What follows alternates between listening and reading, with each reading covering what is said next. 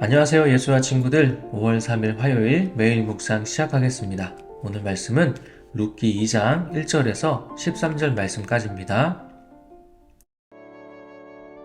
나오미의 남편 엘리멜렉의 친족으로 유력한 자가 있으니 그의 이름은 보아스더라. 모압 여인 룻이 나오미에게 이르되 원하건대 내가 밭으로 가서 내가 누구에게 은혜를 입으면 그를 따라서 이삭을 줍겠나이다. 하니 나오미가 그에게 이르되 내 딸아 갈치오다. 룻이 가서 베는 자를 따라 밭에서 이삭을 줍는데 우연히 엘리멜렉의 친족 보아스에게 속한 밭에 이르렀더라. 마침 보아스가 베들레헴에서부터 와서 베는 자들에게 이르되 여호와께서 너희와 함께 하시기를 원하노라. 여호와께서 당신에게 복 주시기를 원하나이다. 하니라. 보아스가 베는 자들을 거느린 사환에게 이르되 이는 누구의 소녀냐? 하니 베는 자를 거느린 사환이 대답하여 이르되 이는 나오미와 함께 모압 지방에서 돌아온 모압 소녀인데 그의 말이 나로 베는 자를 따라 단 사이에서 이삭을 줍게 하소서 하였고 아침부터 와서는 잠시 집에서 쉰 후에 지금까지 계속하는 중이니이다. 보아스가 룻에게 이르되 내 딸아 들으라. 이삭을 주우러 다른 밭으로 가지 말며 여기서 떠나지 말고 나의 소녀들과 함께 있으라. 그들이 베는 밭을 보고 그들을 따르라. 내가 그 소년들에게 명령하여 너를 건드리지 말라 하였느니라.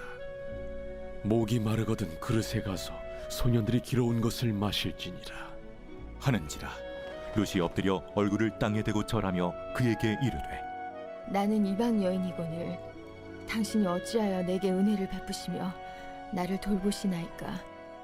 하니 보아스가 그에게 대답하여 이르되 내 남편이 죽은 후로 내가 시어머니에게 행한 모든 것과 네 부모와 고국을 떠나 전에 알지 못하던 백성에게로 온 일이 내게 분명히 알려졌느니라. 여호와께서 내가 행한 일에 보답하시기를 원하며 이스라엘의 하나님 여호와께서 그의 날개 아래에 보호를 받으러 온 내게 온전한 상 주시기를 원하노라. 내 주여, 내가 당신께 은혜 입기를 원하나이다. 나는 당신의 하녀 중에 하나와도 같지 못하오나 당신이 이 하녀를 위로하시고 마음을 기쁘게 하는 말씀을 하셨나이다. 하니라. 아멘. 네, 어제 말씀에서 이 룻이 시어머니 나오미를 따라서 베들레헴으로 오게 되었죠. 이 두 사람은 둘 다 남편을 잃은 사람들이었기 때문에 굉장히 어렵게 살아갈 수밖에 없었어요. 자, 그래서 룻은 먹을 것을 구하기 위해서 밖으로 나가게 되는데요. 어디로 가게 되었냐면 지역에서 아주 큰 부자였던 보아스의 밭으로 가게 되었어요. 당시에 이스라엘에는 이 가난한 사람들을 위해서 곡식을 거둘 때 이 곡식을 거두다 보면 이삭을 떨어뜨릴 수도 있겠죠. 그러면 그 이삭을 다시 줍는 것이 아니라 그냥 그대로 바닥에 두었다고 해요. 그러면 그 떨어진 이삭을 가난한 사람들이 주워서 곡식으로 삼을 수 있기 때문이에요. 자, 그리고 어떤 밭의 모퉁이에 구석에 일부러 다 추수하는 것이 아니라 남겨두었다고 해요. 그러면 어려운 사람들이 그것을 가지고 가서 곡식을 삼았다고 하는 거죠. 참 아름다운 법이지 않습니까? 네, 그래서 이 보아스의 밭으로 이 룻이 가게 되었는데요. 이 룻이 보아스의 눈에 띄었어요. 그래서 이 보아스가 룻에 대해서 이렇게 알아보게 되었는데 룻에 대해서 알고 나서 룻을 불렀습니다. 불러서 너가 여기서 곡식을 잘 주워갈 수 있도록 내가 친절을 베풀어 주었다는 것을 말해주죠. 목이 마르면 물도 마실 수 있게 했고요. 이렇게 이 룻이 곡식을 가지고 가는데 어려움이 없도록 아주 큰 친절을 베풀었습니다. 사실 보아스는요, 나오미의 남편이었던 엘리멜렉의 친척이었어요. 자, 이런 보아스의 친절에 룻은 절을 하면서 감사하게 되는데 10절에 이렇게 말씀하고 있어요.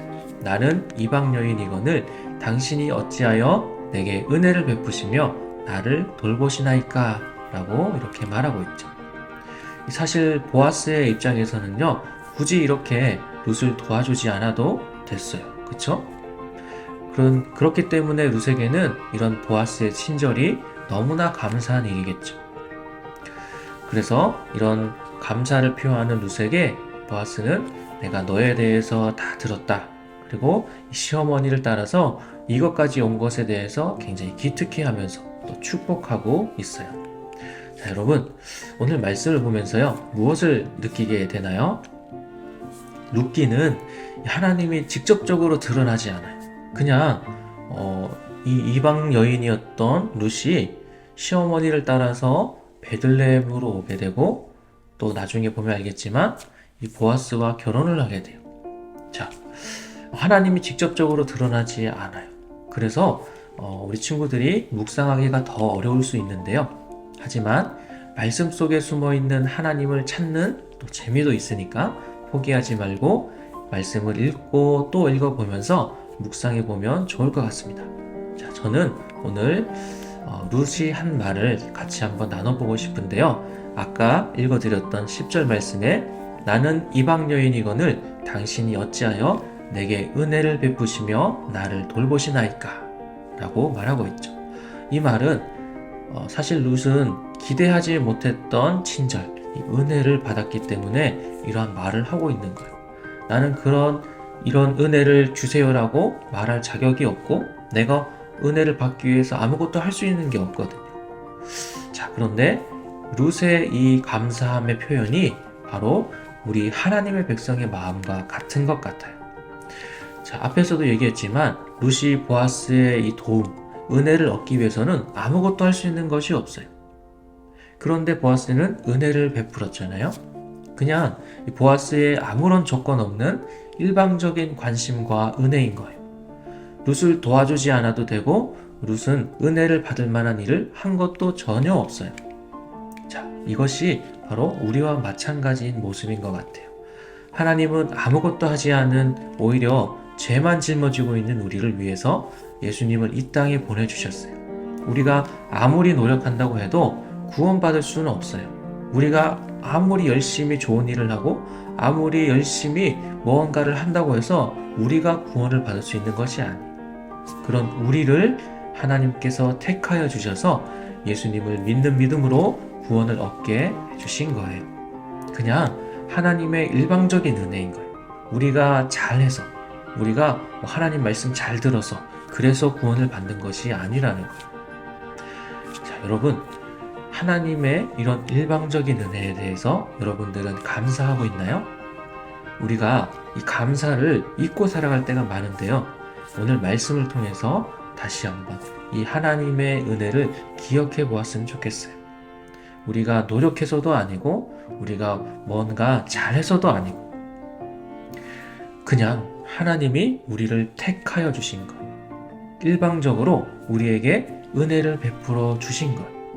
바로 그래서 이 구원은 더욱더 감사한 것이라는 거죠. 자, 오늘 말씀을 통해서 다시 한번 하나님의 은혜를 기억하는 하루가 되기를 바랍니다. 자, 오늘 말씀은 여기까지고요. 내일 다시 또 만나겠습니다. 안녕.